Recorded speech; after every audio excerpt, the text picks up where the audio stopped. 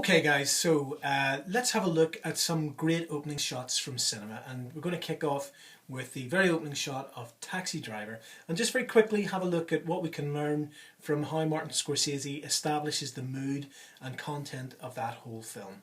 So the cinematography is outstanding. It's by Michael Chapman, and if you notice, I'm placing a link right here, right now, for you to go and watch the opening sequence of Taxi Driver, 1976, I think, directed by Martin Scorsese. Go and watch it now and then come back to this. Okay, so you've had a look at that. Now, let's just think about what Scorsese achieves just with that opening shot, the very first shot of the cab emerging out of the smoke. So you've got this tremendous mood is set up, first of all, by, I think primarily by the music. There's this kind of great score from Bernard Herrmann, who died, I think, the day after he completed this actual score. Bernard Herrmann was famous, of course, for working with Hitchcock as one of the greatest film composers of all time. So you have this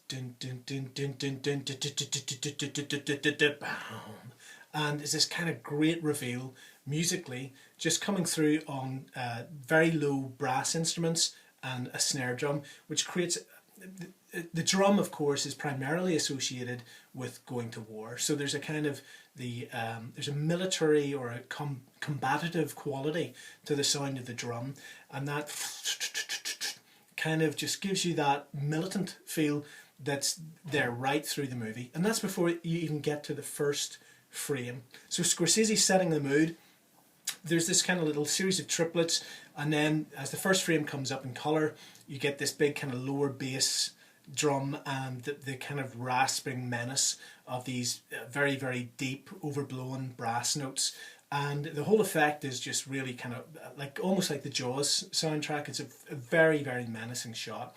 So we're in a mid shot from a low angle, and all we can see is this steam, and we're shooting in a very kind of textured, grainy textural quality to the film, very high ASA, so that the quality of the film is gritty, and through the smoke emerges the fender and the lower wheels of the cab. So Scorsese's taking us into this world through this kind of almost mythological kind of reveal of this primal kind of beast emerging from the smoke of a New York City. It's like some big predator coming out of the tall grass in the savannah, and that reveal and the big emphasis on the cab in the very first frame is what really gives us this sense of the actual car itself as being almost like some kind of mythological beast stalking through the city. So again, then, just find that as the car moves through the smoke, you just have time for this dramatic slow motion reveal. The wraithing of the steam just gives it this dramatic kind of hellish underworld kind of effect, which is crucial to the tone that Scorsese sets up for Travis's moral outrage.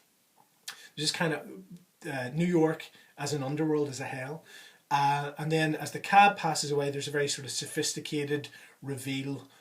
Just on the font it says Taxi Driver, but you can notice just even how Scorsese doesn't miss an opportunity to even set up mood with the use of font. You'll notice that the taxi lettering is commensurate with the type of branding that was on the car. It's in bright yellow, like the car, and it's also sort of backlit with a sort of suffused neon.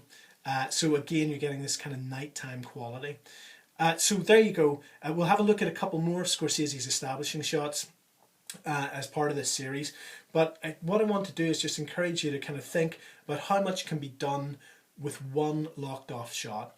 It's the combination of the use of texture, bright neon colours, music, camera angle. The fact that we're lower than the cab as it moves towards us makes it automatically threatening. The use of slow motion to create more of a sense of import and gravitas. The use of steam to suggest New York as an underworld. All culminates really to kind of give us, in one little reveal of the title alone, a great sense of what we're in for, and it sets up the world in which Travis Bickle finds himself going off on a kind of hero's journey of retribution as he tries to move towards bringing justice and a real rain to wash down on the streets of New York. Okay, so more soon. If there's anything that you want to look at together, do let us know.